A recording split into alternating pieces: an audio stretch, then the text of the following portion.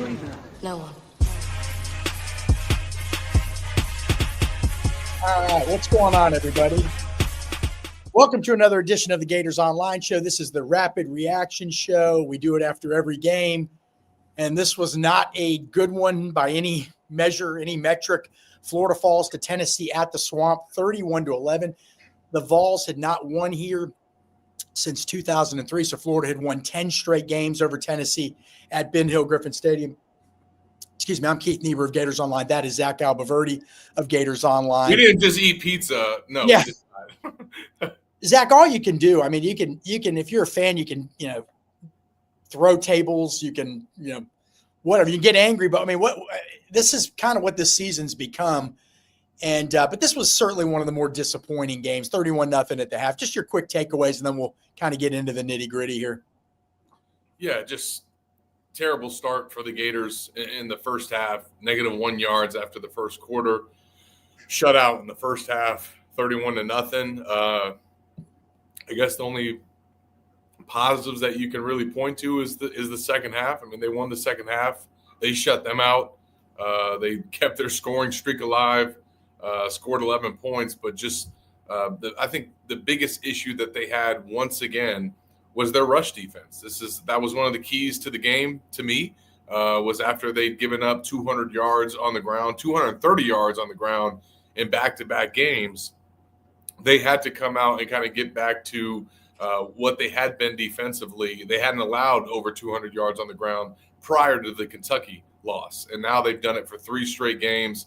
Jaden Ball almost has a 100-yard game, and Tennessee still wins the rushing battle by about 100 yards. So just dominance once again in the trenches on both sides by the opposing team. DJ Lagway, his third lowest passing total of the season, wasn't able to make the plays that he needed to, and just an overall an ugly performance for the Gators. I give them credit for fighting in the second half, because this thing looked like it could end up being a shutout, and Florida could have its worst loss ever to the Vols. It ended up not being that. It matched the worst loss at home that they've ever had against the Vols, but now they've won 3 of the last 4 in this rivalry. Yeah, I guess my question would be, it was 31-0 at the half. I mean, the game was over 2 minutes into the second quarter. It was already 21-0. Tennessee had over 200 yards. Florida had 1. So did they not quit in the second half, or did Tennessee just kind of, all right, let's just get this game over with. It's 31-0. Let's just shut it down. I don't know the answer to that. But, Zach, another key stat in this game, I mean, Tennessee came in with a pass defense among the worst in the country. Like 260 yards passing allowed per game. All right? Florida finished with 116 passing yards. Okay. Yeah. 116 passing yards to a team not in the top 100 in pass defense. All right. Couldn't do anything really. Had a play earlier in the game, a pass to Jaden Ball that was wiped out due to a hold from Austin Barber. And it was really just all downhill from there. And in fact, at that point, it was already 7-0. I mean, Tennessee took the ball at the start. Zach went right down the field. Florida 3 and out. Tennessee right down the field, touchdown. Florida 3 and out. Tennessee right down the field, touchdown. I mean, it was over. It was over. And it was, and for whatever reason, they just couldn't do anything in the first half. Couldn't do anything. And, it just didn't look, it kind of looked a little like that Kentucky game, Zach. The effort didn't look like it was that great the first half. We're being totally honest. Right? I mean, what do you think? Yeah. No, I mean, they look like, I mean, you said it in the press box, Keith, and I think you're right. To have a team that's given up over 230 yards, 3 straight games, after not giving up more than 200 yards in any of the previous ones. You're talking about rush defense, right? Yeah, talking about Florida's rush defense. Okay. I mean, I don't want to say that the Gators have, mailed it in, but to see those kind of results, it just kind of speaks to where this season is trending, kind of what's been happening with this defense. And seeing some comments there in the comment section, Keith. I mean, where would you rank this loss in terms of worst losses for the Gators at home? It's not the worst. Boy, there's been some rough ones. I guess should I say in recent years, in the last I got to think about it. I was gone for the Georgia Southern has got to be number 1, right? Georgia Southern, I think the 27. Missouri? Yeah, Missouri, that got mentioned, 42-13. That was a really bad homecoming loss. the 27-2 loss that they had against Florida State 2015. Yeah. That was an ugly one that they – and that was a 10-win Florida team, I think. Well, yeah, but that was the one where they had lost Will Greer and Treon Harris became the quarterback, and they just could not do that game. If not for the safety, their streak ends that game. I'm trying to think. There's been some bad ones. Yeah, Spurrier didn't have many. Spurrier had heartbreaking losses, but he didn't have at home. Now, he had some humiliating ones on the road. Syracuse was humiliating.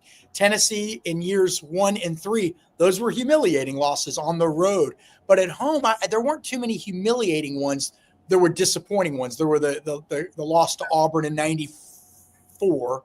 Yeah, the loss to Auburn in 94, a couple Tennessee losses, but nothing like this. I think you'd probably have to go back to the 80s. There was Shane Matthews' freshman year, which people forget he was on the team before Steve Spurrier got here. They lost to Ole Miss at home in a game where Ole Miss wasn't very good, I don't believe, and Florida only gave up like 100 yards and still somehow lost the game.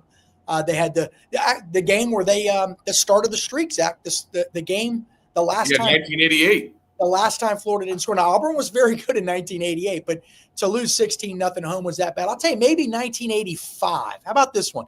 How about the tie against Rutgers when Florida led 28-7 in the fourth quarter or in the second half and ended up tying Rutgers, one of the great Florida teams of all time, finished 5th in the country. But this is just they weren't competitive in this game. The score is not really indicative, Zach, of – No. I mean, it's 31-0 at the half. I mean, one thing we got to say is all these people with the comments were supporting this team, supporting their butts off. We had a great crowd tonight.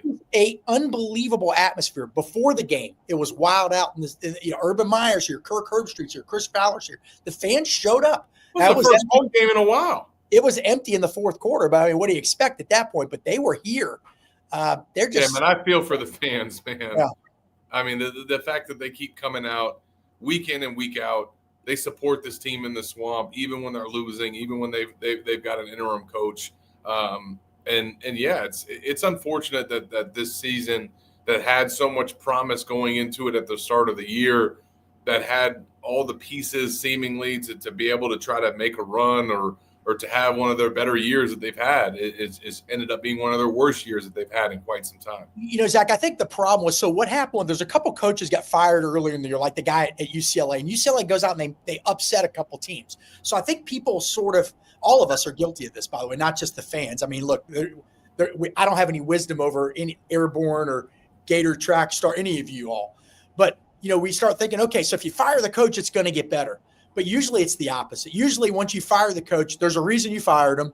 And then there's no accountability. There's no leadership. There's no really anything. And the wheels do come off. So look at the teams that fired their coaches. Now, Penn State won today, but they hadn't really done a whole lot since they fired James Franklin. UCLA hadn't done anything after those first couple of games. Oklahoma State, I think, is now 1-10. They fired Gundy. God, that seems like last year. It was so long ago, Zach. So this is sort of what you get. You have to kind of accept that the season's over. But, the effort against Georgia and the effort against Ole Miss, you're hoping why couldn't they have that in the two other games? You felt like, Zach, there were a lot of people on our message board at Gators Online. I bet a lot of the people leaving comments too, Rob, and again, some of y'all, probably thought it was going to be a competitive game because Florida always plays Tennessee tough, right? Always, and especially at home. And God, they just went right down the field like they're going through Swiss cheese. And it was, Zach, look at some of these final numbers. Let me read them. Tennessee, 452 yards. But how much of that was in the first half? Let me check here. First half, let's see, cumulatives. First half, Tennessee, 31-0 score, 323 yards. Florida had 110. And by the way, of that 110 Florida had, they only had 36 going into their final drive of the half. So they had 36 for most of the first half and then put together a solid drive at the end of that. But 323 yards. And missed a field goal. Yeah, 110 at the half, miss a field goal. Rush yards, Tennessee, 177 at the half. It's a miracle they only finished with 200 and something. 177. Yeah, 177 at the half when you're playing a fresh defense, not a tired defense.